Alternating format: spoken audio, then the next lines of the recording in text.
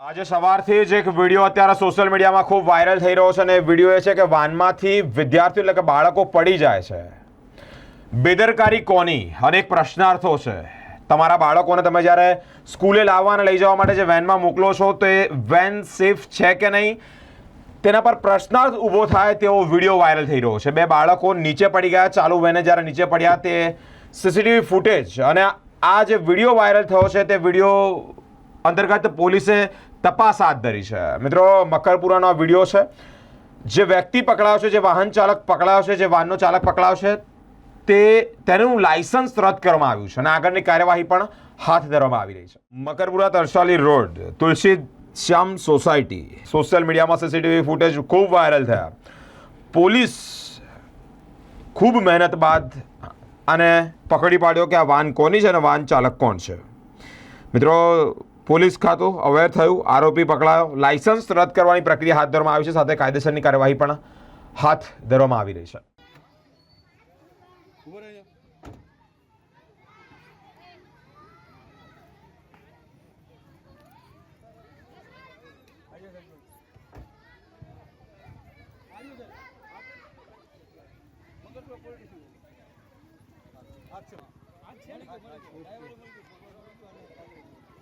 सगीर लागे जाएगा તમે ત્યાં આવ્યા હતા બાઈક લઈને તમે નતા ભાઈ ઉમર કેટલી તારી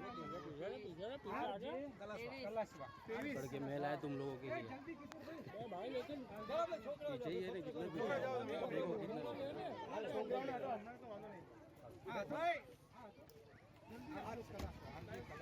भाई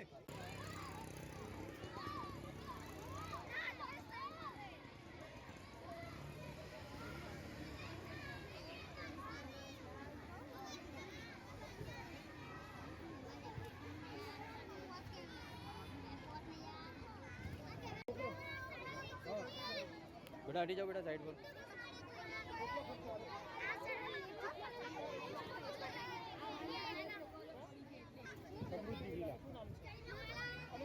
તમે કઈ સ્કૂલની વાત કરાવો છો?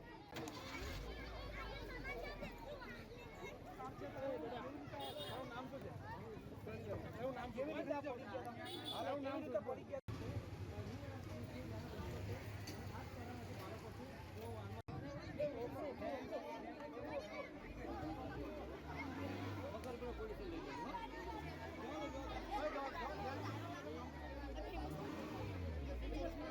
ચોટી પડી છે GJ06 PF 4237 નંબરની આ જે સ્કૂલ વાન છે એમાંથી જે બાળકી છે તે પટકાઈ હતી અને અહીંયા ન્યૂ ઇરા સ્કૂલમાં આજે વિદ્યાર્થીનીઓને તેઓ મૂકવા માટે આવતી હતી. કે સ્કૂલ વાન જે છે તેને પોલીસ દ્વારા ડિટેલ લેવામાં આવી છે કે આરટીઓ અને પોલીસ વિભાગ જે છે અહીંયા પહોંચ્યું હતું અને જે સ્કૂલ વાન ચાલક છે પ્રતિક પડિયાર તેની તાત્કાલિક ધોરણે અટકાયત જે છે તે કરી દેવામાં આવી છે અને તેના વિરુદ્ધ સખતમાં સખત કાર્યવાહી થાય તે પ્રકારની જે માંગણી છે તે વાલીઓમાં કરવામાં આવી રહી છે. ઉલ્લેખનીય બાબત છે કે જ્યારે આ ઘટના બની ત્યારે પોલીસ જે છે તે ઇન્વેસ્ટિગેશન ઉપર લાગી હતી અને પોલીસ જે છે તપાસ કરતા જ્યાં ન્યૂ એરા સ્કૂલ આવી રહી છે ચાઇલ્ડ પહોંચી હતી અને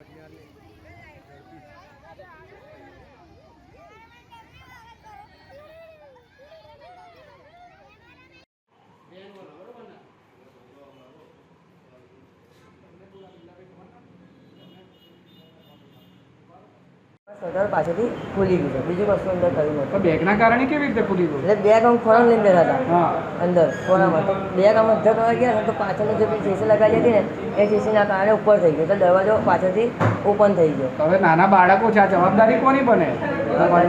ગાડી સ્પીડમાં ના, ગાડી સ્પીડમાં નહીં, ગાડી રિવર્સ મારીને થોડી આગળ દીધી હતી. જવાબદારી તો તમારી બને ને? જવાબદારી અમારી જ બને, હા. જવાબદારી ભૂલી દીધી હા. અને સારવાર બી એમાં કરાવડાવી છે. ક્યાં વાગેલું છોકરીઓને? ખાલી જીતનમાં વાગ્યું છે બે. આટલી સ્પીડમાં ચલાવો છો? સ્પીડમાં ગાડી હતી જ નહીં સાહેબ, સ્પીડમાં ગાડી હતી જ નહીં, ખાલી ગાડી આ એ કરી અને રિવર્સ લઈને પાછી આગળ જ દીધી છે ગાડી, એટલી જ થઈ છે. ગાડી સ્પીડમાં હતી જ નહીં. હવે ગલીમાં ગાડી સ્પીડમાં નહાવાય ના અમારી. ક્યાંથી લીધી હતી છોકરીઓને?